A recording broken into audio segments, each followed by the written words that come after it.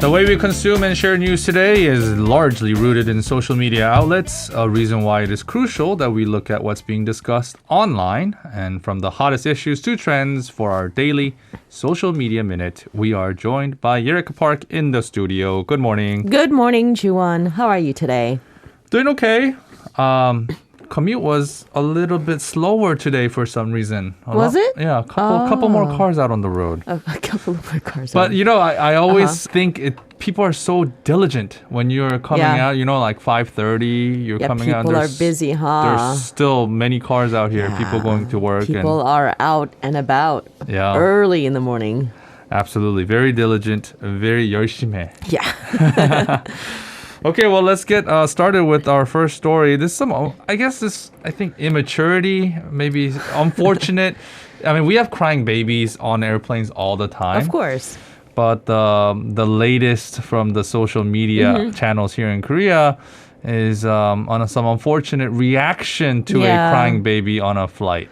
Right. So what happened was a man in his 40s was on his way to Jeju on a Busan Air flight, and apparently a baby who was sitting close by started crying really loudly, and he got basically agitated. He got annoyed.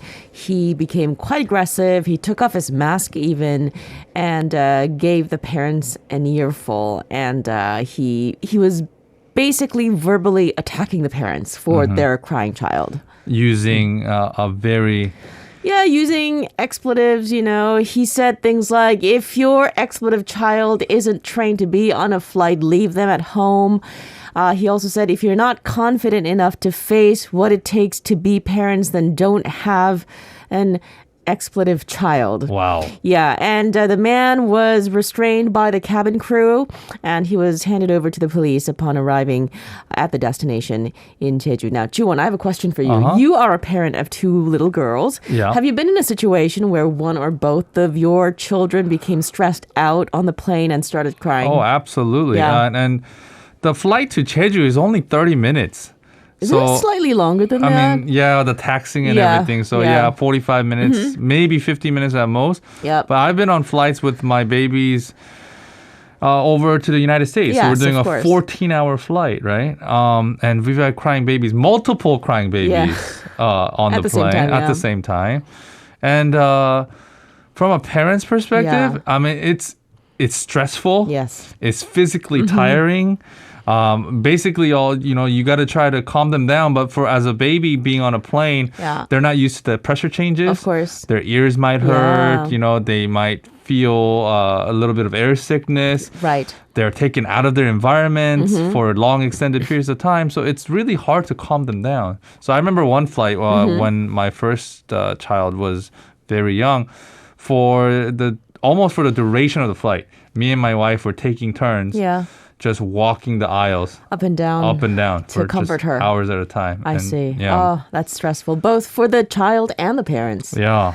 Right. So, I don't know. I think a little patience if you're, I mean, I've seen parents, they provide little snacks. Yep. With the little note that says, hi, I am so-and-so. I am a couple of months old. To their neighbors? Yeah, to their neighbors, to their entire section. So I've seen moms hand out these goodie bags with some candies, some earplugs, and just some snacks to kind of appease and try to get their sympathy a little bit. Oh, I've never seen anyone do that. Yeah. I guess that's that's how far parents will go to that's get the the parental sympathy. trends, right? Yeah. So what could happen to this guy? Because he was sitting there verbally abusing them, Yes. taking off the mask in flight, which is not legal in Korea, right? Right. So, according to Article 23 of the Aviation Security Act, a person who threatens the safety of the aircraft and passengers by using abusive language or loud swearing, which he did both, on the plane, could be punished by imprisonment for no more than 3 years or by a fine not exceeding 30 million won, 3천만 원, or $23,000. 3천만 원 is a pretty hefty fine, though. I don't think it's going to go that high. But I hope that there is some disciplinary action being taken. Yes. So he could be an example for a little bit more understanding. Yes, I agree. Although I do understand his frustration too. Yeah, but that still is no excuse to get up and get all verbally abusive and taking off over your a mask. 40-minute flight. Yeah, and he's over 40 years old, Yeah. so he should know better. He should know Yeah, better, yeah. absolutely. Okay, jumping over to, it's a funny story. Over a counterfeit bill, this guy traveled overseas, came back to exchange the money back into Korean won, but the money was found to be counterfeit? Yeah, so a man in his 50s traveled to Cambodia back in June, and upon returning back home, he visited a bank to re-exchange the $100 bills. He had a total of 7 of them, and he claims he never used them on his trip in Cambodia. So the bills that he exchanged here in Korea were in his wallet the entire time. He never touched them. That's what he's saying. And it turns out that all 7 of the $100 bills were counterfeit banknotes, and the man has been arrested for now for suspicion of forging fake bills. The man says he's innocent. So basically, from the man's perspective, Yeah. he's saying, hey, you know what? Before my trip to Cambodia, Yes. I visited a Korean bank, exchanged my Korean won for US dollars, put that in my wallet, went to Cambodia, didn't touch that, Correct. came back, want my Korean won back, but and now then- it's fake. Yes, exactly. That's So the what's story. what's the bank saying? So, you know what? He says, why don't you just go investigate the bank, because they're the ones who gave me the bills, right? And the bank says there's no way it could have handed the man fake bills because there are some procedures that it has to go through every time they handle foreign currency. One is that they keep track of every foreign bill that leaves the bank, as well as its serial number. Sure. And 2, the bills are always checked for their authenticity before being handed over. Okay. So the bank's like, no way, there's no way we handed over fake bills, basically. So if the man is, let's give him the benefit of the doubt and is telling the truth, Right. then what can be the culprit? I have no idea. This is a case of mystery, and investigations are still ongoing. And the police are saying we can't release too many details because we don't know for sure what exactly happened. But the bank is saying that there has been a rising number of counterfeit banknotes circulating in countries like Cambodia and Myanmar. And they're doing a switcheroo scam? Yeah. That's right. And, they've been warning travelers to please be careful, take extra caution when you use money abroad. So Because if he's a victim of a switcheroo scam, would he be prosecuted still? I have no idea. This is not the last time we're hearing about this. Yeah, that would be a Yeah. very Yes. unfortunate situation. I went on Google this morning, actually, and there are many victims of this sort of situation where they return and they have counterfeit bills that they never had when they left for the destination. And it's actually a serious crime. Yep, exactly. So, well, I hope it gets resolved. And if he is innocent, I hope his innocence is proven. Yeah. Okay, going over to the world of sports over in England, a football legend or a soccer legend Yeah. is stirring up some controversy for some comments that he made following a Yes. very physical game. Exactly. So he's a former footballer. You mentioned it. He's a legend. He used to be the former captain of Liverpool. He used to be a former manager. And he's currently a Sky Sports pundit. And he's receiving a lot of criticism for calling football a man's game.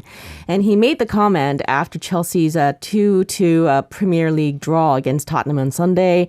And the match was really heated. The opposing managers repeatedly clashed, like quite physically. And Souness, we're talking about Graeme Souness here. Souness said, "It's a man's game all of a sudden. I think we've got our football back. Men at it, blow for blow, and the referee letting them get on with it." These were his comments. I'm quoting him word for word. Okay. And with him in the studio while he made the comment was former England soccer player Karen Carney. Right, on the women's team. On the women's team, exactly, Right. women's football. And both Carney and the presenter, Dave Jones, responded, quote, "It's also a woman's game as well." Right. Yeah, they're clearly not happy. And Chelsea forward Beth England, who just recently 2 weeks ago won the Euro 2022, wrote on Twitter, "What a disgraceful thing to say after the summer this country has just seen." And it's been quite the summer for England women's football team, you know. And I have to say, for Graeme Souness, timing-wise, it's terrible. You know, women's football has come such a long way. They've waited 56 years, and England has just snatched the 2022 Euro Cup. And for him to say, "Oh, this is a man's game, and this is the football I remember," I think. Okay, so what is your take on this? I think it's number one, very unfortunate, unlucky timing, and I think he got overly excited after watching a very exciting football match. Yep. And he wanted to comment more on the physicality of the sport, which he enjoyed. Because I think he got a little bit nostalgic there. Yeah, because old timers always think that their era of their sport was more physical. Yep. Was more, alpha male. There were more blows and the players were getting babied less. And I think that's what he wanted to comment on. But he did issue an apology, correct? Yeah, he said, "I don't regret a word of what I said," but what he kind of did make an excuse for his comments, saying, "I was simply referring to the EPL as I remember it, but football is for everyone. It's everyone's game. I wasn't referring to football as, Right. I wasn't referring to football as a sport, when he made the comment that it's a man's game." Right. Yeah. So just a little overly excited, an old timer kind of commenting on it. Yet he should be careful because of the public scrutiny that he gets from his position. Exactly. And also because the sport is growing and you want to be more inclusive. Exactly. Okay, Yerika, thank you so much for coming in. Pleasure. And will you be in the studio tomorrow as well? I will. See you tomorrow. Okay. If you're listening to our program using the podcast service, just a reminder that we do go live Monday through Friday, 7 a.m. Korea Standard Time. So tune in and help us make the show more informative by giving us your input. See you bright and early on Good Morning Seoul.